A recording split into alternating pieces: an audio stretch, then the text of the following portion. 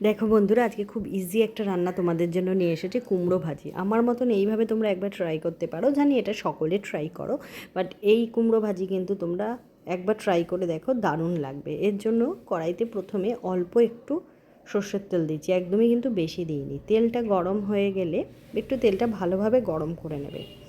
তারপরে এতে দিয়ে দেবে কিছুটা পরিমাণ কালো জিরে। কালো জিরেটাই কিন্তু দিও, আর যদি একান্তই কালো জিরে না থাকে তাহলে অল্প একটু সাদা জিরে দিও। তারপরে গরম হয়ে গেলে আমি কুমড়োগুলোকে আর কাঁচা লঙ্কা সরু সরু করে কেটে নিয়েছি, নিয়ে এই কাঁচা লঙ্কার কুমড়োটা দিয়ে ভালোভাবে ভেজে নিচ্ছি। এটা কিন্তু একটু ভালোভাবেই ভাজতে হবে। এটা তোমরা রুটি, পরোটা, ভাত, লুচি সব কিছুর সাথে খেতে পারো, খেতে কিন্তু দারুণ হয়।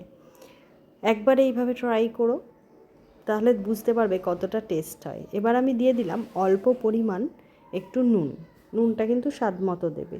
আর দিয়ে দিলাম একটু হলুদ, একদমই অল্প পরিমাণ হলুদ দিয়েছি। এবার আমি হলুদ দিয়ে নিলাম, দিয়ে আমি ভালোভাবে এটাকে ভেজে নেব।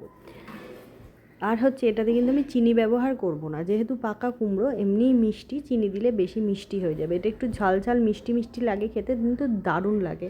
যারা এখনও এই রেসিপিটা ট্রাই করোনি, আমি বলবো তোমরা একবার প্লিজ এটা ট্রাই করো। খুব ইজি, খুব ইজি। 10 মিনিটে তোমরা কিন্তু এটা একদম বানিয়ে ফেলতে পারবে। এবার আমি একটু ঢাকা দিয়ে নিচ্ছি, যেহেতু তেল অল্প দিয়েছি তাই ঢাকা দিয়ে ভালোভাবে এটাকে ভেজে নেবো। এটা তো যেহেতু কুমড়োটা একটু সেদ্ধ করতে হবে, তো সেই ক্ষেত্রে আমি দেখো ঢাকা দিয়ে দিয়েছি। দিয়ে আমি ঢাকা দিয়ে কিন্তু উল্টে পাল্টে ভালোভাবে এটাকে ভেজে নেব। যদি নতুন কোনো রেসিপি লাগে বলো, আমি সেই রেসিপি নিয়ে তোমাদের সামনেই হাজির হব। দেখো ঢাকা দিয়ে ভালোভাবে ভেজে নিচ্ছি। দেখো প্রায় সেদ্ধও হয়ে এসেছে, আর একটু বাকি। দেখো কত সুন্দর কালারটা দেখতে লাগছে না? অনেকে আছে যারা কুমড়ো খেতে একদম পছন্দ করো না, তারা কিন্তু একবার অন্তত এই রেসিপিটা ট্রাই করো। আবারও ঢাকা দিয়ে দিলাম, দিয়ে আরেকটু ভালোভাবে এটাকে ভেজে নিচ্ছি। দেখো তৈরি হয়ে গেল আমার কুমড়ো ভাজি। দেখো, দেখেছো সেদ্ধ হয়ে গেছে। এটা কিন্তু একদম পুরোপুরি গলিয়ে ফেলবে না। দেখো কিছু কিছু গলে গেছে। দেখো আমি তোমাদের বলবো রুটি, পরোটার সঙ্গে একবার ট্রাই করো, দারুণ লাগবে। ওপর থেকে একটু ধনেপাতা দিয়ে দিচ্ছি। এই সময় আমি কিন্তু গ্যাস বন্ধ করে দিয়েছি। ধনেপাতা দিয়ে আমি ভালোভাবে আরেকবার এটাকে একটু ভেজে নিচ্ছি। এবার আমি একটা মশলা ব্যবহার করেছি, সেটা হচ্ছে ভাজা জিরে গুঁড়ো। জিরেটা আমি ঘরেই গুঁড়ো করে নিয়েছি, ভেজে নিয়ে গুঁড়ো করে নিয়েছি। দেখো এটা দিলে এর গন্ধটা কিন্তু বেশ ভালো লাগে, আর খেতেও দারুণ লাগে। তবে এটাকে একটু নেড়ে নিচ্ছি, যেহেতু মশলাটা দিয়েছি। গ্যাস কিন্তু আমি বন্ধ করে দিয়েছি।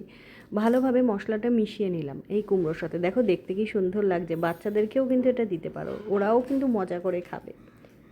তৈরি হয়ে গেল আমার কুমড়ো ভাজি।